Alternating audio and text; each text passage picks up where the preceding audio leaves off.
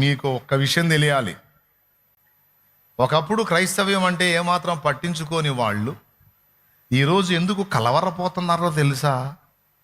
వాళ్ళ అధికారాలు, వాళ్ళ నాయకత్వపు స్థాయిలు కూడా మర్చిపోయి చాలా చీప్ రాజకీయాల్లోకి పాపం ఎందుకు దిగజారిపోయారో, ఆ కర్మ, ఆ గతి వాళ్ళకి ఎందుకు పట్టిందో తెలుసా? భారతదేశంలోనూ, ఆంధ్రప్రదేశ్లోనూ, ఇతర రాష్ట్రాలలోనూ మునుపెన్నడూ లేనంతగా ఆత్మల రక్షణ జరుగుతుంది. దేవుడు కదులుతున్నాడు. సువార్త వ్యాపిస్తుంది. అన్యజనుల రక్షణలోకి వస్తున్నారు. ఇలా క్రైస్తవ్యం విస్తరిస్తుందన్న సంగతి నీకు నాకు తెలియదు, ఎందుకంటే ఆ అనాలిసిస్ మనం చెయ్యం. కానీ ఈనాడు అధికార వర్గాలు, నాయక వ్యవస్థ, కేంద్రమే గదిలి చివరికి ఇంత చీప్ రాజకీయాలకు దిగజారింది అంటేనే క్రైస్తవ్యం ఫోర్స్ ఏ విధంగా తగులుతుందో ఒక సాక్ష్యం ఇదే.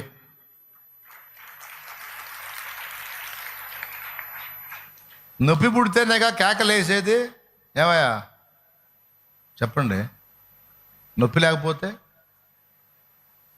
నీళ్లలో చేయి పెట్టావు అంటావా? అదే చేయి పొయ్యిలో పెట్టావు అన్నదాకా ఉంటుందా? ఆ మంట తగలగానే సర్రమని కాలుద్ది. ఓ అనుకుంటే కేకలేసుకుంటా బయటకు. అదే చేయి నీళ్ళల్లో పెడితే నీళ్ళల్లో ఏ నొప్పి ఉండదు, హ్యాపీ, ఎంతసేపు అయినా పెట్టగలుగుతాం. అదే చేయి తీసుకెళ్ళి పొయ్యిలో పెడితే మంట తగిలిందంటే మంట పుట్టి లెగుస్తాం. ఈరోజు ఈంతున కేకలు వినబడుతున్నాయి అంటే ఏం జరిగి ఉంటుంది? మంట పుట్టింది. పుట్టించింది ఎవరు? నజరేయుడగు యేసు.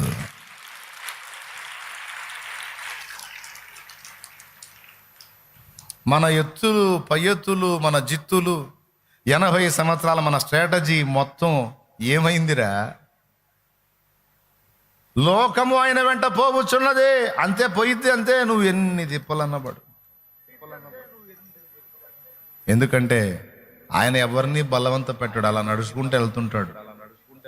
ఆయనలో ఉన్న ఆకర్షణ అది.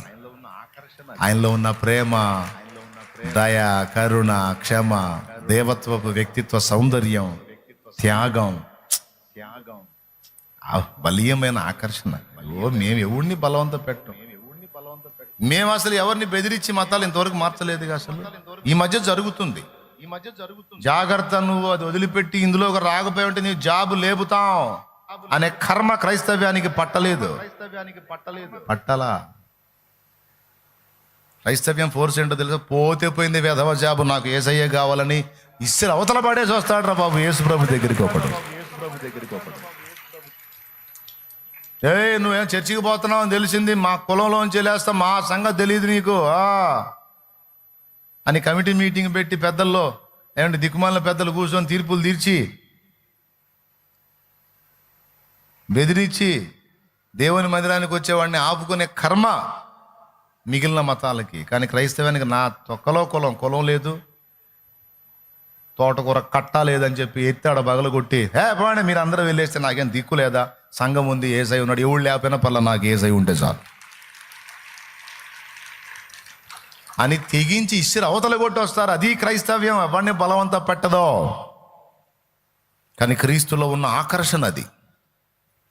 ఆ ఆకర్షణ, బలము. ఎందుకంటే ఆయన నిజమైన దేవుడు, సర్వశక్తి గల దేవుడు, పరిశుద్ధ దేవుడు, పాపులైన మానవుల కోసం ప్రాణం పెట్టి తిరిగి లేచిన దేవుడు, త్వరలో రాబోతున్న దేవుడు, ప్రాచీన సాహిత్యాలన్నీ ఏకమై సాక్ష్యం ఇచ్చిన దేవుడు యేసు ప్రభు అని జనము గుర్తుబట్టి పరిగెత్తుతున్నారు. పరిశుద్ధాత్మ దర్శిస్తున్నాడు, ఆత్మలు రక్షించబడుతున్నారు. పరిశుద్ధాత్మ మాట్లాడుతున్నాడు, హృదయాలు తిప్పబడుతున్నాయి. బాయ్ వింటున్నావా? ఎవడెట్ట సస్తే మనకి ఎందుకులే అనే వాక్యం చెప్పన్నాయి అంటారు. అడిగే వస్తున్నాను నాయన, ఇది కూడా వాక్యంలో భాగమే. మరి అందులో ఉంది కదా, నాదా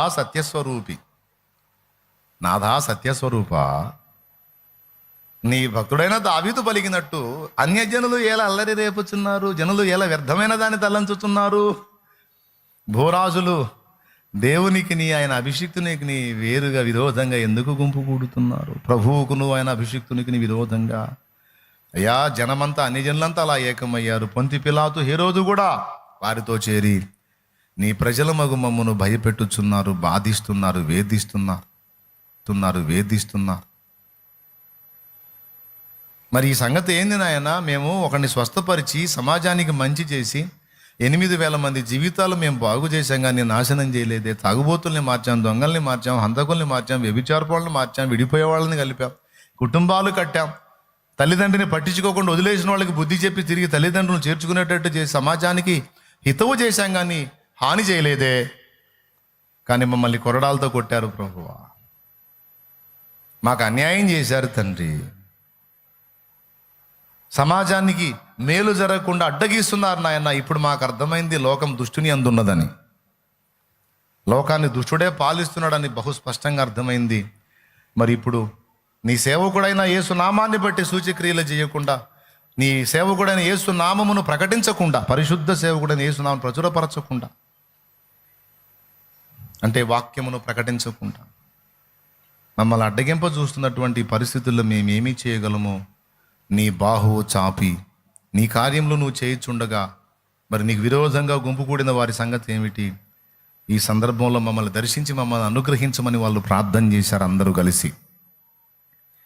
ఫలితంగా ఏం జరిగిందంటే, వారు కూడి ఉన్న చోటల్లా కంపించెను అనుంది. వారిలాగు ప్రార్థన చేయుచుండగా వారు కూడిన చోటు కంపించెను. వారందరూ పరిశుద్ధాత్మతో నిండిన వారై దేవుని వాక్యమును బహు ధైర్యముగా బోధించిరి. దేవుని వాక్యమును బహు ధైర్యముగా బోధించిరి.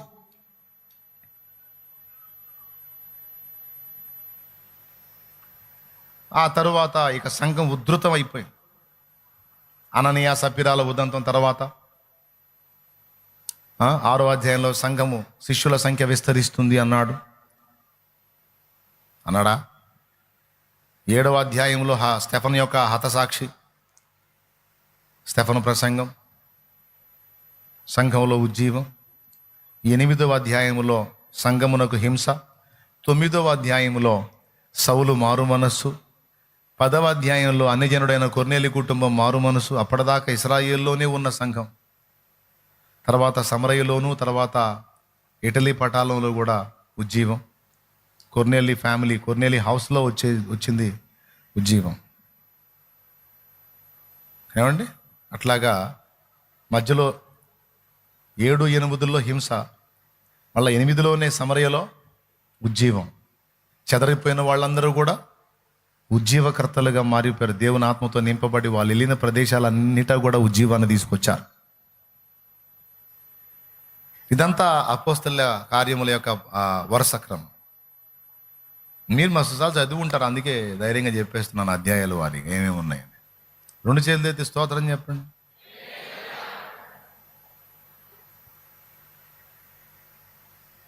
ఇప్పుడు చేయాల్సింది ఏంటంటే, దేవుడే కదలాలి. ఇప్పుడు ఏదో ఒక కార్యం చేయాలి. జరుగుతున్న ఈ దుర్మార్గం ఏంటో బహు స్పష్టంగా మనకు అర్థమైంది. ఒక దైవజనుణ్ణి కొట్టి అతని స్థలం లాక్కొని అతనికి దుర్మార్గం చేసి అతని భార్యాబిడ్డలకు నిద్ర లేకుండా చేసి ఈ దారుణాలన్నిటికీ ఆ సమాజంలో వ్యక్తులే సాక్షులుగా ఉండగా అతనికి వరుసగా న్యాయ వ్యవస్థలో కూడా అన్యాయం జరిగితే, అన్యాయం చేసిన వాడే వీరుళ్ళ తలెత్తుకుంటే అన్యాయం పొందిన వాడేం బాధితుడై దళితుడైనందుకు అతడు తల దించుకుని మీకు అక్కడా లేదు, ఇక్కడా లేదు, సమాజంలో లేదు, చట్టం కూడా మీకు సపోర్ట్ చేయదురా అని అన్యాయం చేసినవాడు, దుర్మార్గం చేసినవాడు, దైవజనుని ముఖం మీద పట్టుకొని కొట్టినవాడు తల ఎత్తుకుంటే దెబ్బలు తిని స్థలం పోగొట్టుకొని సమస్తాన్ని కోల్పోయి కన్నీళ్ళే అన్నపానాలుగా ఉన్న దైవజనుడు దుఃఖ సాగరంలో మునిగిపోతే ఎంత బాధాకరం అండి, ఎంత దారుణం. జరిగిన అన్యాయాన్ని ఎత్తటం వీసమంత కూడా తప్పు కాదు కదా. మరి ఇప్పుడు ఎవరొచ్చి ఉద్ధరిస్తున్నారు. ఎవరు వచ్చి ఏం చేస్తారు? వేస్ట్గా. ఎవరన్నా కాస్త పెద్ద మనుషులాగా ఉన్నారు, ఏదో కాస్త రాజకీయవేత్తల్లాగా ఉన్నారు, ఏమన్నా ఉపయోగపడతారు, ఆలోచన చెప్తారంటేనే మైకు తీసుకున్న కాడ నుంచి ఆ పాస్టర్ తేడా, ఈ పాస్టర్ తేడా, వాడు తేడా, వీడి తేడా, ఈడి తేడా, ఆడు తేడా అని చెప్పని ఉదస్తమానం ప్రతి ఒక్కడు ఈ లైన్లోకి వచ్చినా సరే పాస్టర్లను దుయ్యబట్టనే జరిగిపోయింది. అయ్యా, నీకు సేవకుల మీద ఏదైనా దురభిప్రాయం ఉంటే నీ హృదయంలో ఉంచుకోయా. ఏదన్నా సమాజానికి మేలు చేసే విధంగా ఉంటే చేయి, లేకపోతే నోరు మూసుకొని కూర్చొని ఇంట్లో ఏదో సెల్ ఫోనో టీవీయో చూసుకో. ఎందుకు వేస్ట్?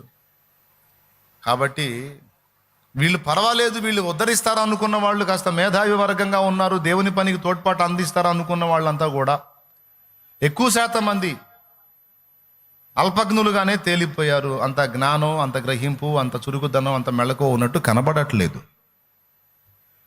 కాబట్టి ఇప్పుడు జరుగుతున్న ఈ పరిణామాలలో, అలాగే రాబోతున్నటువంటి, ఇప్పుడేమో భారతదేశంలో సమస్య, ఆంధ్ర రాష్ట్రంలో సమస్య, కానీ రాబోతున్న మునుముందు దినములలో, మునుముందు సంవత్సరములలో ప్రపంచ రాజు వస్తాడు. వాడు ఖచ్చితంగా ఆ పరిస్థితికి వెళ్ళిద్ది ప్రపంచం.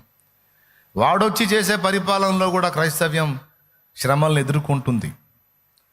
అయితే అప్పుడెప్పుడో దేవుడు ఏలియా దేవుడిగా ప్రత్యక్షమై సంఘమును కాస్తాడు, శద్రకు మేషకు అబేద్నెగోల దేవుడిగా ప్రత్యక్షమై సంఘాన్ని కాస్తాడు, దానియేలు దేవుడిగా ఉండి సంఘాన్ని కాస్తాడు అగ్ని నుండి, సింహాల నోళ్ళ నుండి అని ఏదో చెప్పుకున్నాం కదా.